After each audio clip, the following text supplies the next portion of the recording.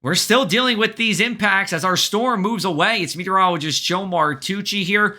We've had water rescues. We've had flooded rivers. We continue to have some power outages here from this nasty storm that blew through over the past 36 hours. We take a look at those rainfall totals here, and we see a wide swath of the area that saw between 1 to 4 inches of rain here, but it's still underdoing it in some areas. This is just a estimate of what fell, because you look at Hamilton, Mullica, Mays Landing, and Estelle Manor all saw over 4 inches of rain, and Hamilton saw over 5 inches of rain. So a tremendous amount of rain. And those areas that saw the most this past Sunday into Monday also saw the most last Sunday into Monday.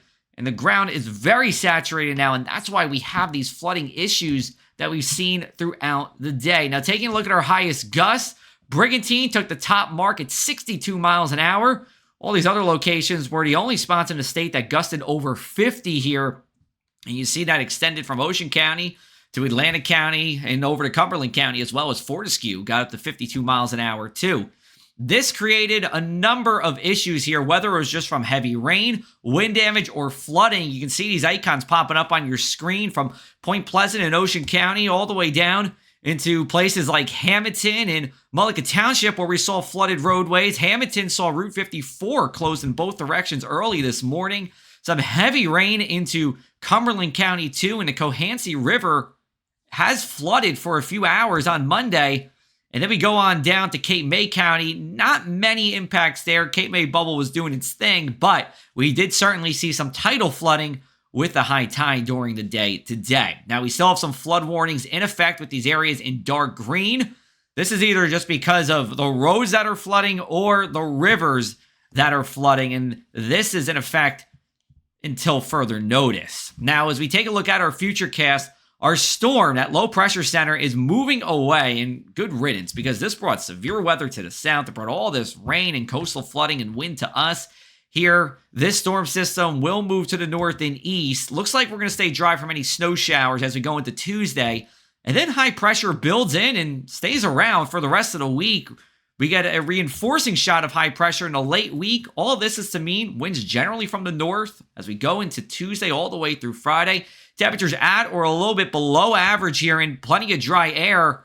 And that's going to try to hold off this storm system late Saturday that maybe brings a mixed rain or snow shower, but I believe more than likely we're just going to be dry as we go into our Christmas weekend. And it does look like we're not talking about another Sunday to Monday storm for Christmas Eve into Christmas Day. So good news for Santa out there. We take a look at our gusts. They're still blowing around here this evening. Gusts in the 20s and 30s. Then as we go into Tuesday, it stays blustery, gusts 25 to 30 miles an hour throughout the day, and it's a cold wind as well. Temperatures back to reality as we go into our Tuesday and beyond here. So for tonight, low temperatures at or just around 32 degrees. Wind chills in the 20s all night long, if not the teens for part of it here. We take a look at those temperatures and our wind chills for your Tuesday.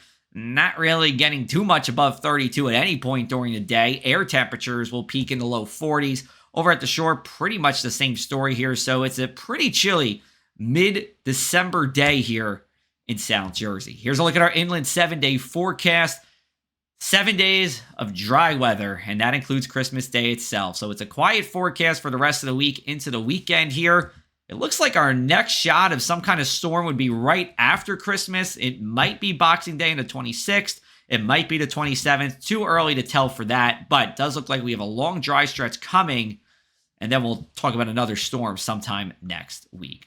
And before we wrap up, just want to say big shout out to everybody who's been following me over the past not only 48 hours, but last week's storm as well. I know you have other options for weather. I'm glad you're sticking it here with us at the Press of Atlantic City.